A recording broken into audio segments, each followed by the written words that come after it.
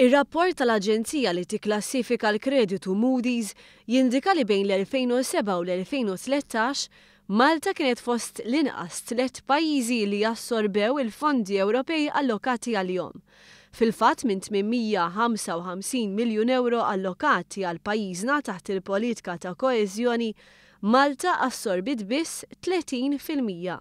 Bir-Rumanija u l-Bulgarija l-unika pajjiżi brata aktar baxxa minn tagħna. Skont l-istess rapport, dan kien riżultat tal-ineffiċjenza amministrattiva li kien hemm bejn l-2007 u l-2013.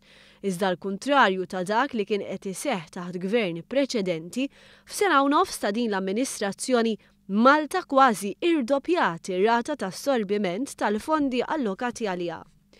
Ikkonferma dan is-Segretarju Parlamentari għall-Fondi Ewropej Ian Borch li nħatar mill-Prim Ministru propju bilan li pajjiżna jagħmel l-aqwa użu mill-fondi Ewropej.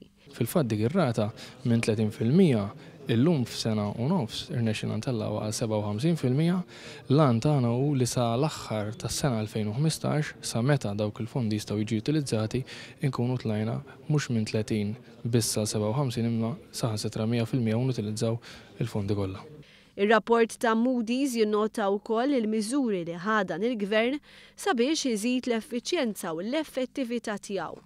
B'mod partikolari jagħmel referenza għal ħatra ta' kummissarju għas-simplifikazzjoni u t-tnaqqis tal-burokrazija, kif ukoll għar-riforma li l-Gvern qed iwettaq fl-oqsma tal-ġustizzja u tal-MEPA.